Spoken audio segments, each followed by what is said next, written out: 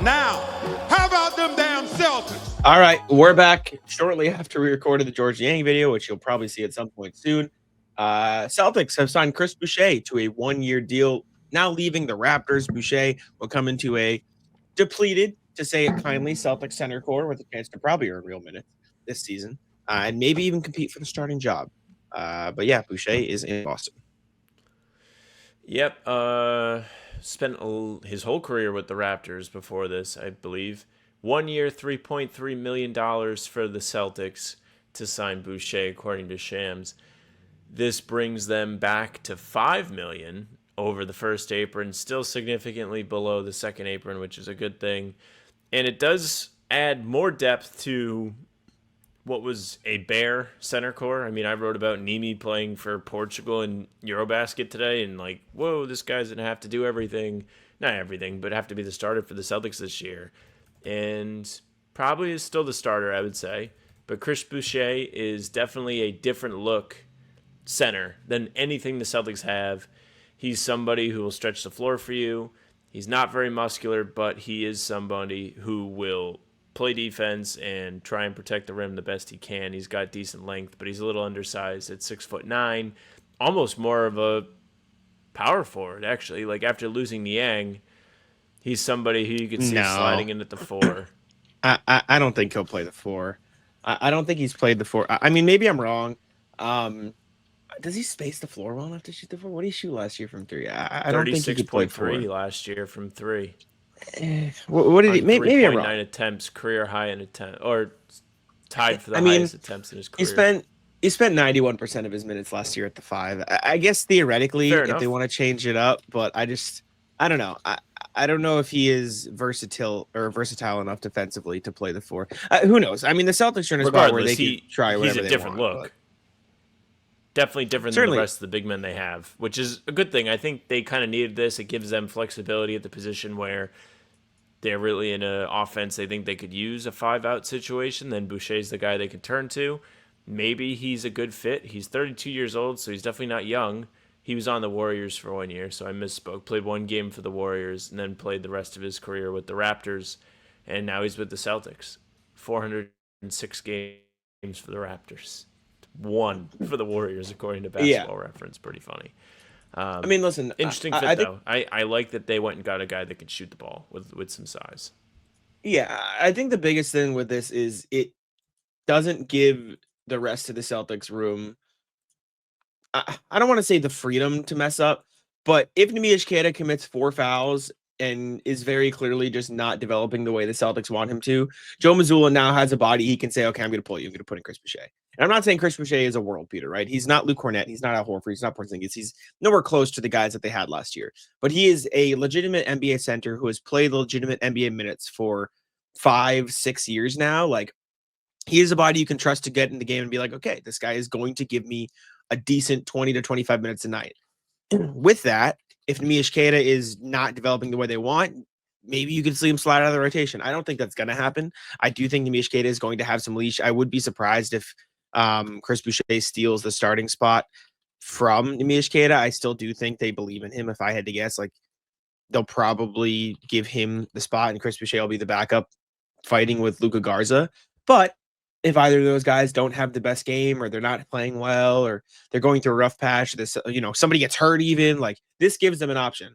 It also throws more question marks into the idea of, I wonder what's going to happen with Amari Williams, because now they have RJ Lewis, I believe, on a 2-way contract if that's how the trade ends up working. So maybe this was a way to do that. Maybe now they can let Xavier Tillman go.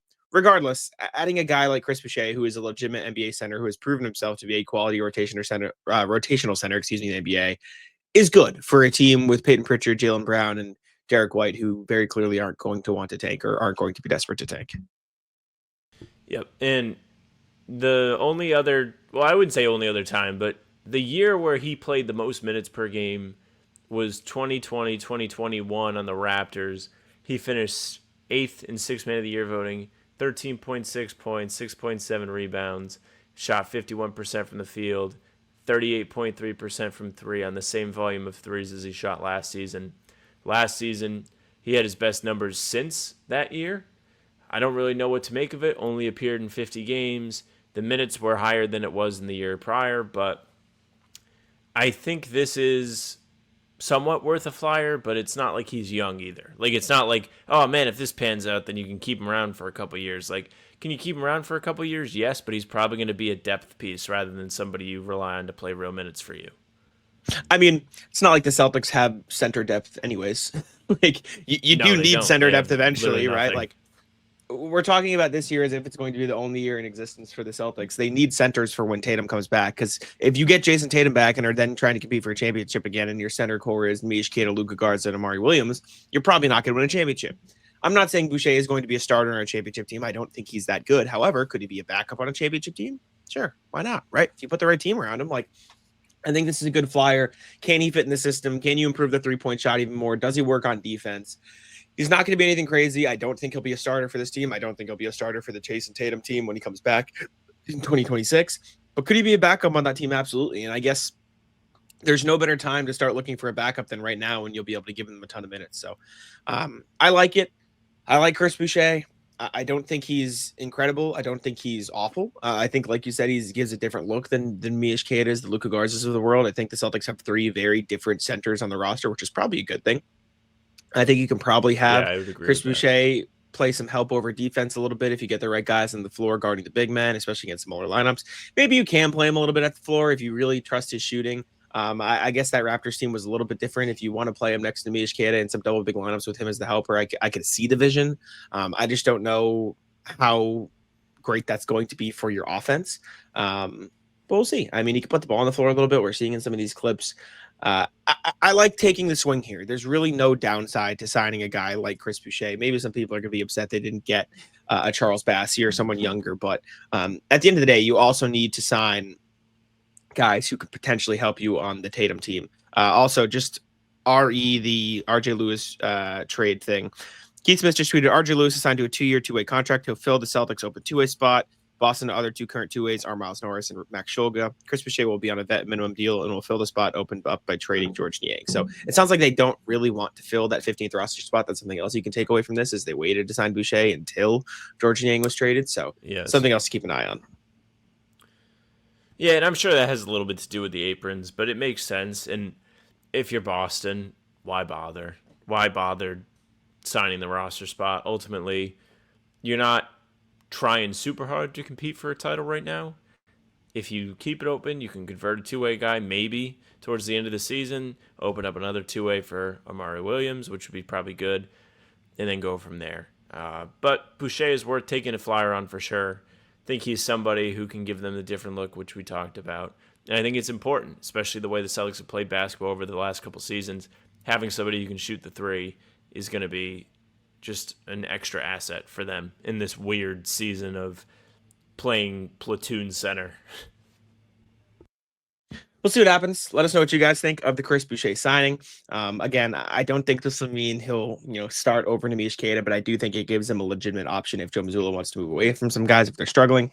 Let us know what you think. Appreciate y'all for tuning in. Make sure to leave a like, subscribe, and I'll take it out. Hey, thank you very much for listening and watching. Make sure you leave a like, comment, subscribe. We are here every day, no matter what. Full pods drop Tuesday, Thursday, Sunday. Game recaps morning after each game. Other videos in between to keep you up to date with all things Celtics. And you can find breaking news videos like these. Hit the bell so you don't miss any of it. We're on Spotify and Apple too. All pods, recaps, and breakings are there. So make sure, follow. They'll go right to your feed. Leave a 5-star review. We'd appreciate that very, very much. You can email us, hbtcpod@gmail.com. We're reading them every single time we do a recording, which tomorrow will be our pod recording day, so get them in. Let us know what you think of the new moves, hbtcpod@gmail.com. Our socials are at How About Them C's for Twitter, Instagram, and TikTok. Facebook's the name of the podcast. All the streams are there. They're on YouTube. They're on Twitter. Jack's Twitter, Jack's my NBA. Mine's at Sam LaFrance, NBA. That's it for us. Check Taco. Come on. Taco's having some fun here.